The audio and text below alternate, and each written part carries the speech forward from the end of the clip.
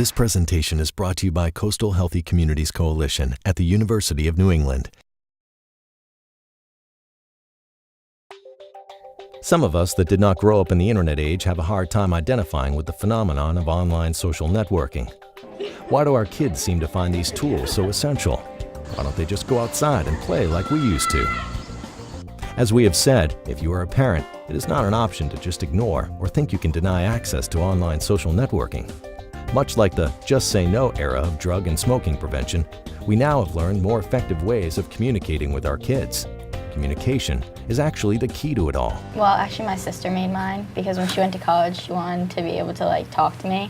And so I really only went on it at first to talk to my sister. She was like my only friend. And I just talked to her because it was easier than calling because I'm not very good at talking on the phone.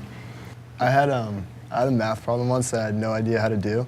So I messaged my the smartest person in the class. I'm like, do you have any idea how to do this? And she's like, well, I asked my boyfriend to do it, and he sent me this video over Facebook. And it was him drawing it out and doing it exactly how to do it, step by step.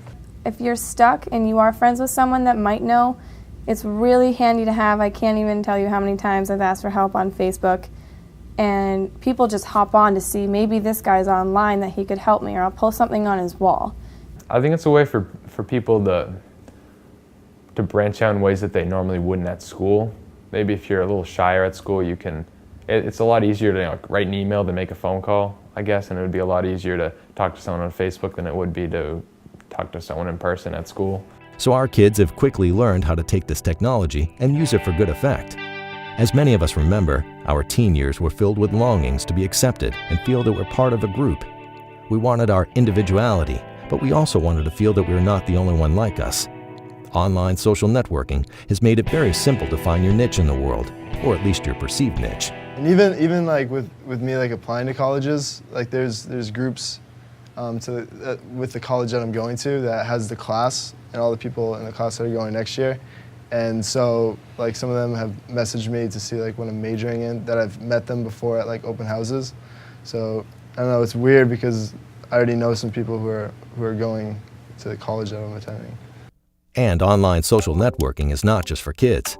Many adults may have joined Facebook to help monitor their kids' activity, yet they are finding that these sites can be very useful in finding old friends and making new ones based on common interests. And what I discovered was that it was a pretty good way to stay in touch with people that I wasn't going to probably stay in touch with easily in other ways. Telephone, nobody writes a letter anymore.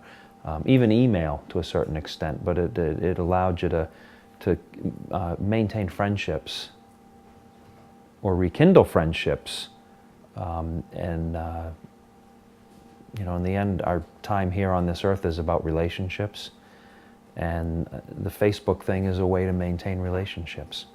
Simple as that. For people close in town or people far away, you maintain relationships.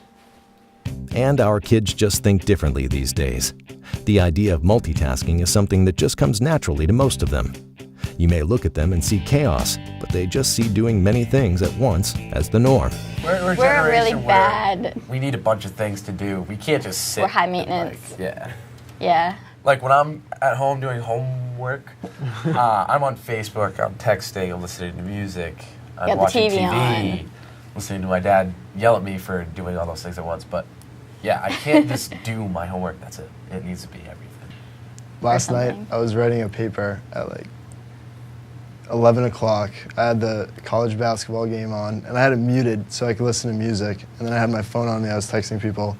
And then I had Facebook on a separate window.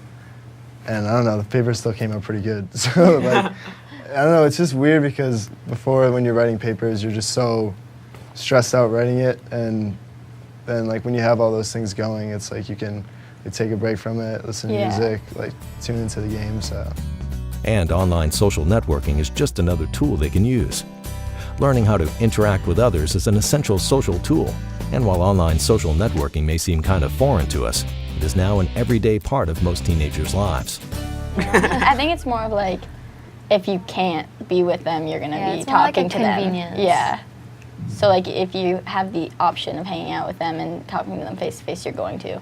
But if you're not, It's like being able to talk on the phone all day long, but just texting. With your thumbs. With your thumbs, yeah.